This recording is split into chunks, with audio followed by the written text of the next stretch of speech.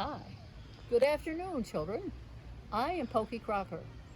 Probably you don't remember me because I haven't been here for 3 years, but this is the most wonderful space I ever could have worked in. I was here for 33 years, and I loved everybody. I had a great staff, and it has grown to be a beautiful, wonderful, happy place for all children. I was so excited when they called me and asked me to read a story, and I had just the book. In 2001, someone gave me and my husband this wonderful book called Johnny Tractor and His Pals. And the reason I picked it was because it's dedicated to David Crocker, my husband. My husband has been a John Deere fan for years and years and years. And when he was a little boy, barely out of diapers, he would run down the path to the next door neighbor or the next door neighbor on Conklin Avenue and watch them as they did their mowing, their fertilizing, their plowing, everything about tractors and farm machinery. And when he got to be, about 16, he decided, I want to be a farm mechanic. And so he went to different places to get a job. And the Binghamton Tractor Company hired him right out of the blue. And he went and he worked with this nice man. He's crazy about this guy. And he taught him everything he knows about gears and gas and everything that makes the tractor go. And so he did that for about 5 years. And all of a sudden it was time to go to college. Well, he didn't really want to go to college then. He wanted to be a mechanic all his life. And so he sort of eased out of that and went in the Army for 2 years. And guess what? He didn't go overseas. He was the colonel's driver for 2 long years. And he loved it. And then after that, he came out of the Army and came home. And who was waiting for him in the corner? Grandmother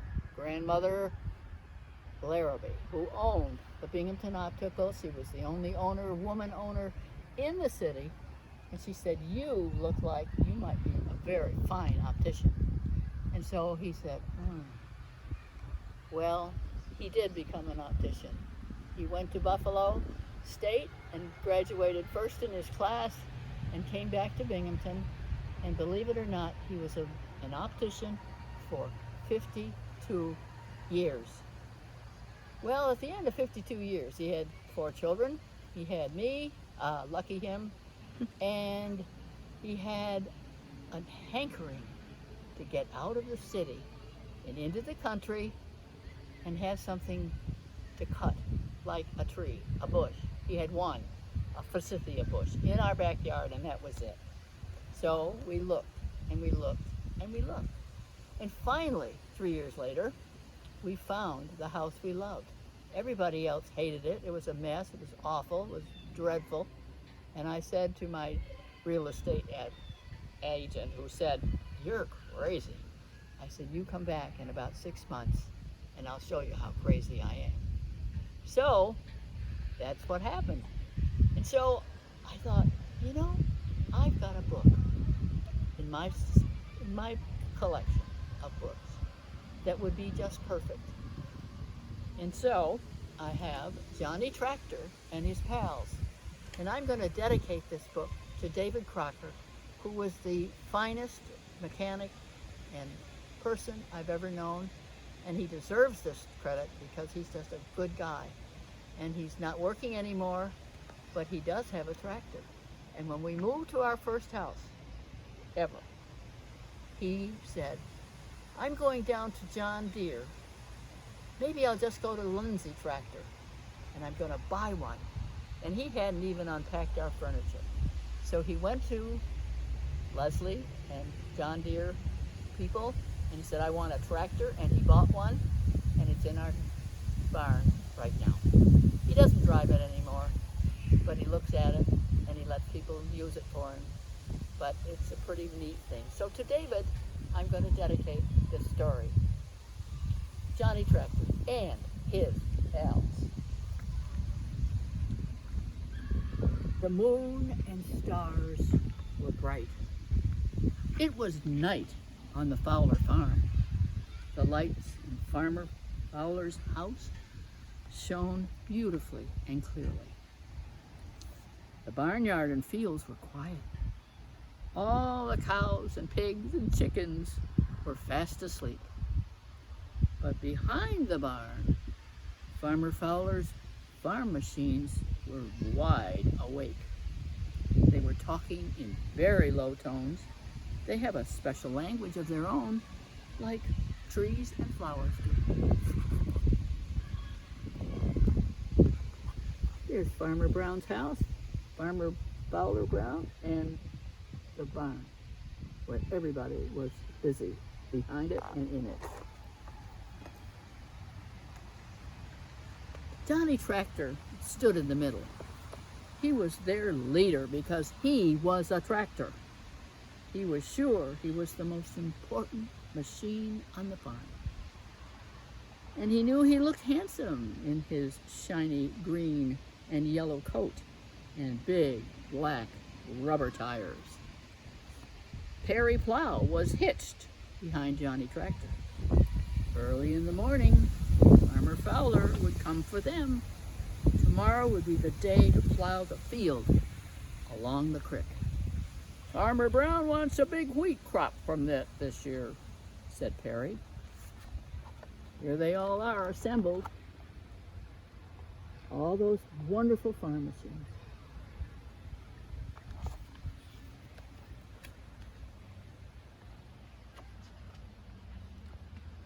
Dickie Disk growled. He had a deep voice. "That field is very dry, Perry," he said. "Farmer Fowler will use you to plow it, but then he will use me to cut up the clods of dirt." Johnny Tractor scolded Dickie Disk. "Stop acting so proud," said Johnny. "Farmer Fowler also uses Henry Harrow to make the field smooth." Well, this did please Henry Harrow. He liked to get special attention from Johnny Tractor. Then Henry Harrow spoke. His voice was soft and gentle, like his gentle work in the fields. "Well, sometimes Mr. Fowler does use me too," Henry said as he flipped a speck of dirt off one of his many spikes. "I am always ready to do my part." And here is Johnny Tractor, and there is the wonderful man that just rolls around and smooths out the fields. Is it too long? Okay. "I'm always ready to do my part too," spoke up Danny Drill. "I plant the seeds for Farmer Fowler. I plant them just right so they will grow quickly and evenly. And then I put fertilizer in the soil so the plants will have plenty of food." "Sometimes," Danny Drill teased, "I think I'm as important as Johnny Tractor."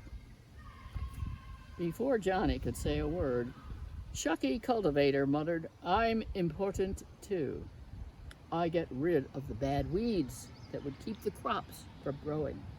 Why, if it were not for me, Farmer Fowler's fields would be full of weeds instead of corn and beans and potatoes." All the machines nodded and agreed. "Yes, Chucky, you're very valuable. We're all in this together." Johnny Tractor couldn't keep still another minute. He turned around so fast he made Perry Plow dizzy. "Ha! What would you do without me, Chucky? I pull you over the fields, you know," boasted Johnny, spinning his steering wheel. Looks like we're going to have an altercation right there. They're all ganging up.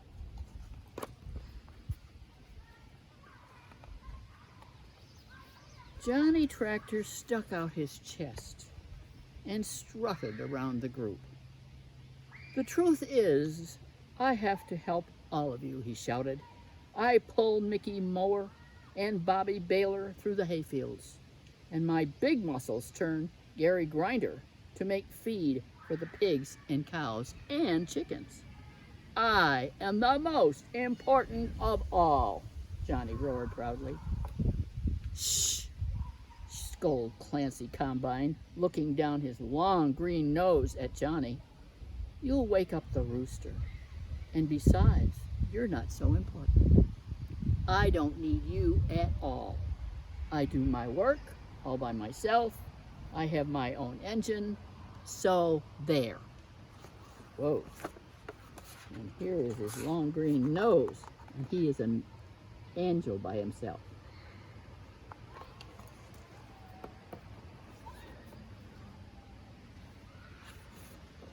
Johnny Tractor couldn't think of any answer. So he yawned and pretended he was going to sleep. He knew Clancy Combine really did not need him. Then Johnny began to feel very ashamed of himself and the way he had acted. He said, well, I guess Farmer Fowler couldn't get along without any of us. He really needs us all in some way. We're in this together.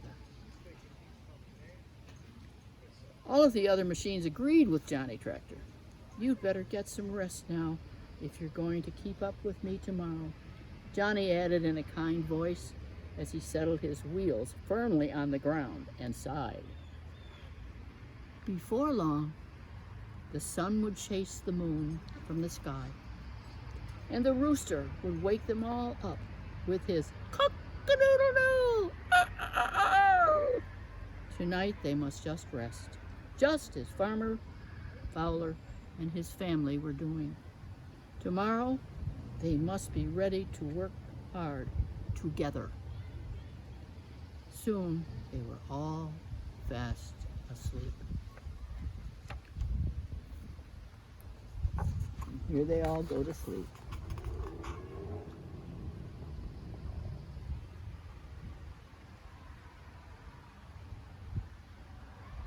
And in the morning, the sun rose. Farmer Fowler got on his tractor, started to furrow, and the rest of them followed together. That's a good story for today, because we're all in this together. So I'm going to read the one thing that I think is kind of fun. We got this in 2001, but this book was published originally by John Deere Company in 1958. It was distributed to farm families throughout North America by John Deere farm equipment dealerships. Since that time, Deere has received literally hundreds of letters requesting copies. It seems that those who read the book as a child now want to share it with their children or grandchildren. It is to this new generation that this edition is dedicated. Thank you for listening. I've had a great time in this lovely garden in this wonderful place.